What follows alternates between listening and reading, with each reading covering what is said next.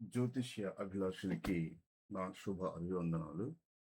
ఈరోజు మనం ఇంకా ఇంపార్టెంట్ టాపిక్. ఎందుకంటే సొసైటీలో కొంతమంది పెళ్ళి అబ్బాయికి చేసాము. నెక్స్ట్ అమ్మాయికి చేయాలి. ఎంత గ్యాప్ ఉండాలి? అనే ఒక విషయం. లేదు, అమ్మాయికి చేసాము. తర్వాత అబ్బాయికి చేయాలి. ఎంత గ్యాప్ ఉండాలి? ఇట్లా చాలామంది కన్‌ఫ్యూజన్‌లో ఉన్నారు. మొన్న ఆదివారం గూడా వివాహ పరిచయ వేదికలో ఒక ఆమె డౌటు ఆదిలక్ష్మి అని. మెరవల ఆదిలక్ష్మి కావాలి నుంచి అడిగింది. ఆమెకి క్వెషన్‌కి ఆ రోజు ఆన్సర్ చేశాను. ప్రూఫ్‌గా ఏంటంటే, ఇది సర్వార్థ చంద్రిక మొదటి భాగంలోని పేజ్ నంబరు 77. Page number 77. రాసింది సర్వార్థ చంద్రిక మొదటి భాగం. బ్రహ్మశ్రీ ముల్లపూడి లీలాకృష్ణమూర్తి శాస్త్రి గారు రాశారు. అందులో ఏం రాశారు అంటే, ఏకోదరులంటే ఒకే ఉదరం.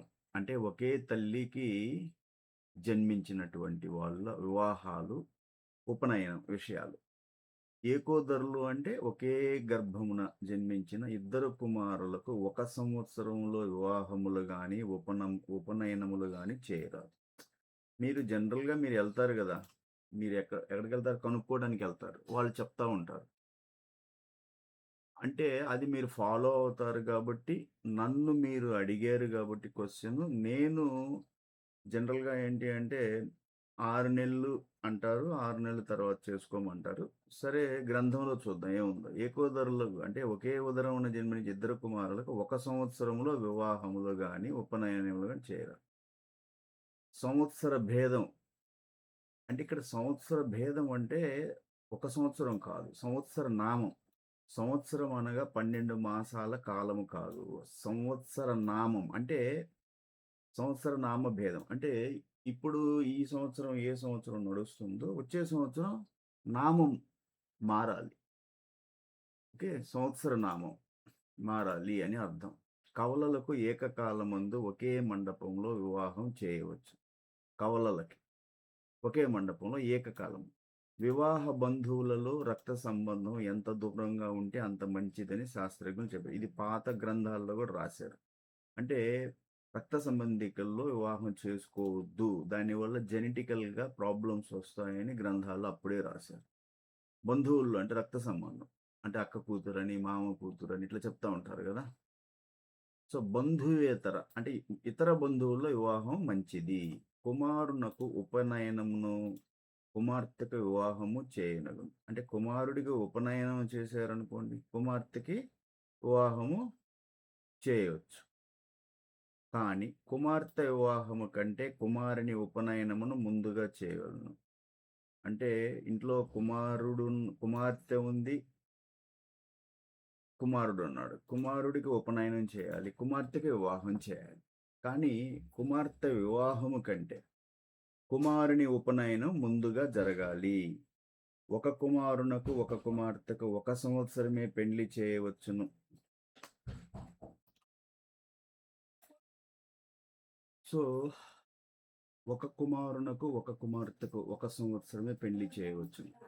అంటే ఎవరికైతే అమ్మాయికి, అబ్బాయికి పెండ్లి చేయటానికి అనుకుంటే, ఒక కుమారునకు, ఒక కుమార్తె ఉన్నవాళ్ళు 1 సంవత్సరమే పెండ్లి చేయవచ్చు. ఇద్దరు కుమారులు ఏకోదరులకు ఏకోదరులకు ఇద్దరు కుమారులుకి 1 సంవత్సరంలో వివాహములు చేయకూడదు అని చెప్పారు. ఒక సంవత్సర భేదం ఉండాలి. అదే అమ్మాయి, అబ్బాయి ఉన్నారు. అయితే కుమార్తె ఒక కుమారునకు, ఒక కుమార్తెకి 1 సంవత్సరమే పెండ్లి చేయవచ్చు. ఓకే. అయితే కుమార్తె పెండ్లి ముందుగా చేయాలి. ఇది జనరల్‌గా చెప్పారు. కుమార్తె పెళ్లి ముందు చేయమన్నారు. దీనివల్ల ప్రాబ్లమ్ ఏమొస్తుందంటే, చాలామంది అమ్మాయికి పెళ్లి ముందు చేయాలి అని అబ్బాయిని అట్టిపెట్టేస్తారు. ఆ అమ్మాయికి సంబంధాలు చూస్తారు, జాతకాలు చూస్తారు. ఎన్నో ఓవర్ ఎక్స్‌పెక్టేషన్స్ పెట్టి అమ్మాయికి ముందు చేయాలి, అమ్మాయికి ముందు చేయాలి అని అందరూ చెప్తున్నారు కాబట్టి, చేద్దాము అని అబ్బాయిని అట్లా పెట్టేస్తారు. అబ్బాయి లేట్ అయిపోతాడు. అట్లా కాకుండా ఎవరికి కుదిరితే వాళ్ళకి చేసేసుకోండి. ఓకే. చెప్పేవాళ్ళు చాలా చెప్తా ఉంటారు. కుమార్తె పెండ్లి ముందుగా చేసేసి కుమార్తె కోసం అబ్బాయిని అలాగే ఉంచేసి పాపం అబ్బాయికి పెళ్లి గూడా కాని పరిస్థితులు చాలా ఉన్నాయి. ఇది మైండ్‌లో పెట్టుకోండి. తర్వాత ఏకోదర వివాహం. అన్న తమ్ముళ్ళకు సరే ఇదంతా ఒక లగ్నమున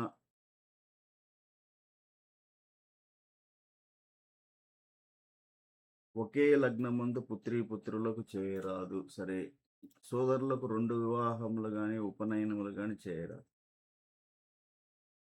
6 మాసములైన వ్యవధి ఉండవలెను.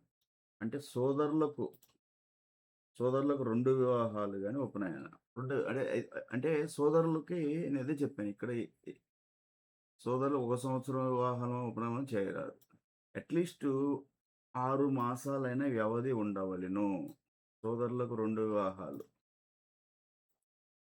ఇక్కడేమో జనరల్‌గా చెప్పింది సంవత్సర భేదం అంటే ఒక సంవత్సర నామం డిఫరెన్స్ ఉండాలి. కానీ ఇక్కడేం చెప్తారు 6 మాసాలు. అంటే ఎందుకని ఇంత టైం వెయిట్ చేయలేరు కాబట్టి ఈ రోజుల్లో. ఈ రోజుల్లో ఉన్న పరిస్థితులను బట్టి సంవత్సరం వెయిట్ చేయాలంటే కుదరదు కాబట్టి జస్ట్ ఒక 6 నెలలు. అందుకని జనరల్‌గా 6 నెలలు అంటారు. సంవత్సరం అంటే ఇక ఈళ్ళు చెప్పినట్టు సంవత్సర నామం. ఈ సంవత్సరం నామం నుంచి వచ్చే సంవత్సరం, కొత్త సంవత్సరం నామం ఇంత గ్యాప్ ఉండాలి. అది అంటే అంతంత టైం ఈ రోజుల్లో వెయిట్ చేయలేం కాబట్టి అట్‌లీస్ట్ 6 నెలలు వ్యవధి ఉండవలెను. ఓకే. కవలలకైతే ఏకకాలమందు చేయొచ్చు. ఏకోదరులకు ఏకోదరులకంటే ఒకే ఉదరమున ఒకే తల్లి గర్భమున జన్మించిన వాళ్ళకి 6 మాసముల్లోగా వివాహం చేయరు. అంటే 6 నెలల తర్వాత చేయమన్నారు కాబట్టి జనరల్‌గా ఇది ఫాలో అవుతుంది. అందరూ గూడా 6 నెలల తర్వాత చేసుకుంటున్నారు కాబట్టి చేసుకోండి. ఎందుకంటే అమ్మాయిలకు గూడా ఒకే గర్భజనితుల స్త్రీలకు కూడా 6 మాసముల్లో వివాహం చేయొద్దని చెప్పారు కాబట్టి 6 నెలల తర్వాత అబ్బాయికైనా, అమ్మాయికైనా 6 నెలల తర్వాత చేయండి. కాబట్టి ఆమె అడిగింది క్వెషన్ నన్ను పోయిన ఆదివారం. అంటే నిన్న జరిగిన ఆదివారం క్లాసులో అడిగిన క్వెషన్ ఏంటంటే, ఒకే అంటే ఒకే సంవత్సరం, ఒకే సంవత్సరం, ఒకే సంవత్సరం అమ్మాయి, అబ్బాయికి పెళ్లి చేయొచ్చా? లేదు ఒకే సంవత్సరం ఇద్దరు కొడుకులకు చేయొచ్చా? లేదు ఒకే సంవత్సరం ఇద్దరు కూతుర్లకు చేయొచ్చా? అంటే ఇక్కడ క్లియర్‌గా అన్నీ చెప్తున్నాను. 6 నెలలు గ్యాప్ తీసుకొని చేసుకోండి. ఇది సర్వార్థ చంద్రిక. మొదటి భాగం 77 పేజీ. ఇది 78 పేజీ. 77 పేజీలో బ్రహ్మశ్రీ ముల్లపూడి లీలాకృష్ణమూర్తి గారు రాశారు. దీన్ని బట్టి చాలామంది మీరందరూ ఫాలో అవుతుంటారు. ఓకే. కాబట్టి 6 నెలలు అంటే మళ్ళీ కొంత టైం కావాలి. అంటే ఒక మ్యారేజ్ చేసిన తర్వాత ఇంకొక మ్యారేజ్ చేయాలి అంటే కొంత గ్యాప్ తీసుకోవాలి. ఎందుకంటే సెటప్ ఉంటది. ఫినాన్షియల్‌గా, ఆర్థిక పరంగా. పోతే మళ్ళీ బంధుమిత్రులకు చెప్పుకోవాలి. ఆ!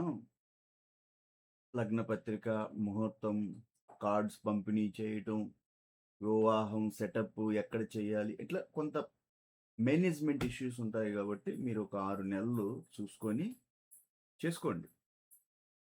ఇది లాస్ట్ క్వెషన్. ఇంకొకటి అడిగిందామె. ఇంకోటి క్వెషన్ ఏమడిగిందంటే నెక్స్ట్ క్వెషన్ త్రిజ్యేష్ఠ దోషం. త్రిజ్యేష్ఠ నియమం. ఇది గూడా చేద్దాం.